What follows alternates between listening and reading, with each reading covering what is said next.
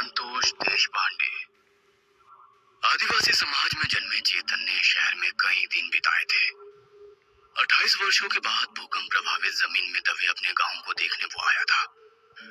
वो उस स्थान पर वैसे ही आया था जैसे कि चंदा दादी ने उसे सपने में बताया था। उसकी दादी एक चित्रकार थी। वो उसके पुराने घर की तलाश में था। भूकंप से प्रभावित उन गांवों में उसका घर एक टीले के बगल में था, लेकिन भूकंप के कारण चट्टान गिरने से यह जमीन में दब गया।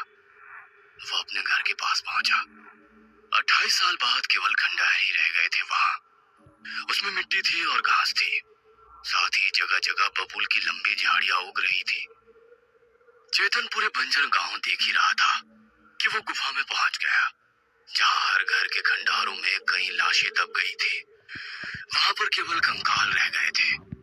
उसकी दादी ने सपने में उसे जो कुछ बताया था वो वैसा ही कर रहा था। उसने उस गुफा के अंदर दीवार पर खुदी हुई एक तस्वीर देखी। वो तस्वीर नहीं थी, बल्कि एक चित्र से बनाई मूर्ति कला थी।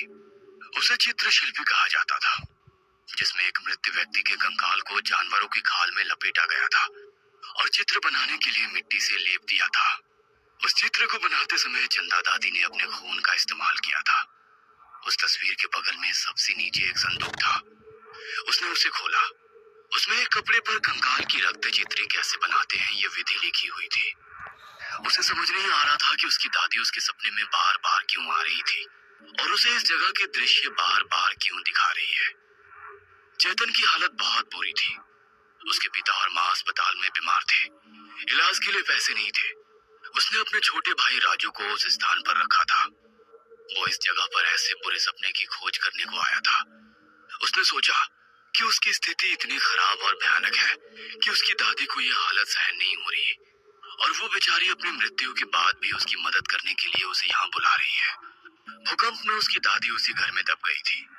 वह मूर्ति के पास पहुंचा और मूर्ति के नीचे जो संदूक था उसके अंदर के कपड़े को साथ लेकर निकला। उस कपड़े पर रक्त छवि बनाने की रस्म लिखी हुई थी। वहां से वापस जाते समय उसने पीछे से दादी की आवाज सुनी। उस आवाज को सुनकर वो भ्रमित हो गया और इधर उधर देखने लगा। उसकी दादी उसे बुला रही थी। पोते, इसे केवल पैसे के लिए इस्तेमाल करो। इस कपड़े को पूरे अनुष्ठान को पढ़े बिना वापस मत करना। बुरे काम के लिए इसका इस्तेमाल कभी भी मत करना, नहीं तो तुम्हें इसकी बड़ी कीमत चुकानी पड़ेगी। दादी ने मुझसे ऐसा क्यों कहा? वो इस बारे में सोचने लगा और वो वहां से विस्थापित गांव स्थान पर आया और रुक गया। उसने अपने चचेरे भाई के घर पर पेट भोजन किया और रात में उसने मंदिर परिसर में एक पेड़ के नीचे उस संदूक को खोला और उससे कपड़े को निकालकर कंकाली रक्त चित्र शिल्प कैसे निकाले इसे पढ़ना शुरू किया। रक्त चित्र पेंटिंग के लिए सबसे पहले एक मरे हुए आदमी के कंकाल की जरूरत थी। उसे उस कंकाल को लेकर एक दीवार में तराश कर उसमें ठीक से फिट करना था। उसे लगाने के बाद उसके ऊपर किसी जानवर की खाल लपेटकर उस पर मिट्टी का लेप लगाना था। मिट्टी का लेप करने के बाद उस मंत्रों का जाप कर चित्र को अपने रक्त से रंगना था। उस चित्र को चित्रित करने के बाद जिस व्यक्ति का कंकाल है वह व्यक्ति उसके अधीन हो जाती थी और वो सब उसके काम करती थी। जो भी काम उसने उस रात करने के लिए कहे थे वह सभी काम। चेतन सोचने लगा कि मेरी दादी को जब इतना सब कुछ पता था तो उन्होंने आज तक उसके पिता को यह विद्या क्यों नहीं पढ़ाई। उसको वो सपने में इस विद्या के बारे में इस तरह क्यों बताना चाहती है, ये बात अभी तक सामने नहीं आई थी। उसने उस विद्या के अनुसार कंकाली रक्त चित्र बनाने का फैसला किया। पैसे के लिए उसे कुछ भी करना मंजूर था। वह अगले दिन की अमावस्या की रात को अपने पुराने भूकंप प्रभावित गांव के लिए रवाना हुआ। हाथ में फावड़ा लेकर उसने एक बड़े साहूकार के घर के पास खुदाई की और उससे एक कंकाल को बाहर निकाला। वह ध्यान से कंकाल को उसी गुफा में ले गया। घोर अंधेरे में लालटेन की सहायता से उसने अपना काम जारी रखा। उस गांव में एक मरी हुई भैंस की खाल मिली थी। अपने चारों ओर उसकी खाल लपेटकर वह अपनी दादी द्वारा कपड़े पर लिखी गई रस्म को शुरू करने लगा। उसने कपड़े पर लिखे हुए रस्म की तरह मिट्टी भी लगाई और अपने खून से चित्र को रंगते हुए मंत्र का जाप करने लगा। कुछ देर बाद उस दीवार में लगे कंकाल और रक्त चित्र अजीब ढंग से थरथरा कर हिलने लगे। उसे देखकर वो बहुत डर गया और आनंद फानन में वहां से भाग गया। एक बार फिर रात में वो अपने चचेरे भाई के घर गया और बाहर लगे खटिया पर जाकर लेट गया। उसकी आंखों के सामने बार बार उस रक्त चित्रकारी की मूर्ति के हिलने का दृश्य दिख रहा था। अब वो बहुत घबरा गया। उसको पैसे कमाने के लिए यह काम करना पड़ा, जैसे कि उसकी दादी ने उसे बताया था। लेकिन वो उस अजीब गरीब हरकत से पूरी तरह डर गया था। उसने चारों ओर देखा और पढ़ा कि आगे क्या करना है। उसके पीछे कोई खड़ा था। उसने सोचा कि उसका चचेरा भाई या उसका बेटा उसके पीछे खड़ा हो सकता है। उसने पीछे मुड़कर देखा तो फिर से उसे अपने पीछे वो भयानक कंकाल रक्त की आकृति खड़ी दिखाई दी। अरे बाप रे, मैंने तो बहुत बड़ी गलती की है। वहां से वो फिर डर के मारे दूर तक बंजर जमीन की ओर भाग गया। उस आकृति ने उसका पीछा किया। वो दौड़ते हुए पेड़ तक पहुंच गया। उसने किसी भी तरह कपड़े पर लिखी हुई अगली विधि को पढ़ा और तब उसने महसूस किया कि ये एक कंकाली थी जिसे उसने अपने खून से बनाया था। वो उसे छोड़ने वाली नहीं थी। वो उससे उसकी इच्छा पूछने के लिए उसका पीछा कर रही थी। उसने अगली विधि पढ़ी। उसमें लिखा था कि कंकाल के सामने उसे जो चीज चाहिए वो बोलनी है। अब उसके सामने एक ही बात थी। उसने अपने माता पिता की जान बचानी थी, जिसके लिए उसे काफी पैसों की जरूरत थी। उसने कंकाल से सोने के सिक्के और पैसे की मांग की। मजाकिया अंदाज में मुस्कुरा रही थी। उस कंकाल के मुंह से खून बह रहा था। उसने उस दृश्य से मुंह फेरा और अपनी आंखें बंद कर ली। जब उसने अपनी आंखें खोली तो उसके सामने सोने के सिक्कों और पैसों से भरी एक बोरी थी। उसे इस बात का आभास नहीं था। इतना पैसा और सोना देखकर वो चौंक गया। उसकी दादी ने उसे इतना शानदार तरीका सिखाया है ये सोचकर वो बहुत खुश था। वहां से उसने उस कंकाली के सामने एक और इच्छा जाहिर की। इस सोने की बोरी और पैसों का थैला मुझे अपने साथ शहर में मेरे घर ले जाने दो। लेकिन उसके सामने विकृत दिखने वाला कंकाल हंसने लगा। उसने निचले जबड़े को बहुत अजीब तरीके से हिलाया। उसने उसकी मुस्कान नहीं देखी। वो उसकी आवाज सहन नहीं कर सका। उसने एक पल के लिए अपनी आंखें बंद कर ली और अपने हाथों को अपने कानों पर रख लिया। कुछ देर बाद उसने आंखें खोली तो देखा कि वो अपने शहर के घर में पहुंच गया है। उसके सामने एक सोने की बोरी थी और उसके पीछे एक कंकाली खून की मूर्ति थी। कागज पर अगली विधि पढ़ने से पहले उसने अपने घर में सोने और सिक्कों को अच्छी तरह से छिपा दिया और पैसों से वो अस्पताल की ओर जाने लगा।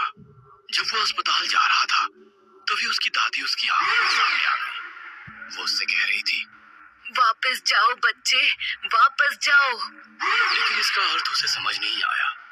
वो किसी तरह अस्पताल पहुंचा। सुबह का समय था। उसने देखा कि कंकाली औषधालय की छत पर बैठी है। उसकी मुस्कान बहुत डरावनी थी। वो फिर से डर गया और सोचने लगा, हमें पैसे मिल गए हैं, आपको सब कुछ मिल गया है, अब उसे वापस करना चाहिए और उसे जहां वो अभी है वहां जाने का आदेश देना चाहिए। वो उस विधि का आदेश देने ही वाला था कि उसका छोटा भाई राजू उसके सामने आकर खड़ा हो गया। अपने भाई के पास इतना पैसा देखकर वो सोचने लगा कि इतने पैसे कहां से लाए दादा। फिर उसने कहा, ये पैसा अपने पास रखो, अंदर जाओ, मैं एक पल में आऊंगा। पैसे के साथ उसने गलती से रक्त कंकाली पेंटिंग की विधि का कपड़ा अपने छोटे भाई राजू को दे दिया। उसने कंकाली को ऊपर बुलाया और कहा, तुम अपनी पहली वाली जगह पर जाकर सुनिश्चित होकर वहीं पर जमे रहो। जैसे ही उसने ये वाक्य बोला वह एक बार फिर से उसकी आंखों के सामने राक्षसी आवाज में चीख पड़ी। उसने अपनी आंखें बंद कर ली और उसकी भयानक आवाज को सुनकर अपने कान बंद कर लिए। कुछ देर बाद उसने आंखें खोली। फिर उसने देखा वो उसी कंकाली रक्त चित्र शिल्पी के सामने गुफा में खड़ा है, लेकिन वो हिल भी नहीं पा रहा है। जब उसने अपना शरीर देखा तो उसे एहसास हुआ कि वो भी चित्र की तरह उस गुफा की दीवार में लिपटा हुआ था। उसके चारों ओर एक चादर लिपटी हुई थी और उसके शरीर पर खून लगा हुआ था। चेतन खुद को उस भयानक गुफा में पाकर बहुत परेशान हो चुका था। उसे समझ नहीं आ रहा था कि वो यहाँ कैसे आ गया और उसकी ऐसी हालत क्यों हो गई।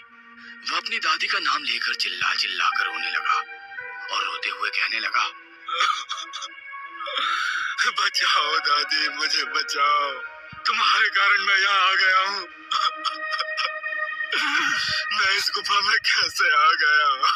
तब सामने से उसकी दादी बोलने लगी, बेटे, मैं तुम्हें पहले ही बोल रही थी, पीछे हट जाओ, वापस चले जाओ। जब तुम्हारे मन में आया था कि कंकाली की रक्त चित्र की शिल्पी को वापस भेज दिया जाए, तभी मैं तुमको बता रही थी कि वैसा मत करना। लेकिन तुम्हें वो समझ में नहीं आया। जिस कपड़े के ऊपर वो विधि लिखी है, वो कपड़ा तुमने इस गुफा से उठाया था, वहीं पर तुमको लाकर रखना था, या फिर उस कपड़े को किसी भी तरह से तुमको यहाँ पर लाना चाहिए था। ये बात मैंने तुमको सबसे पहले बताई थी। कपड़े के ऊपर की संपूर्ण रस्म तुमको पढ़नी चाहिए और बाद में इस रक्त चित्री को वापस भेजना चाहिए। इस कंकाली की रक्त चित्र का विधि तुम्हें इतनी आसान लगी क्या? अब तुम्हें यहाँ से बाहर जाने के लिए कोई दूसरा उपाय करना होगा।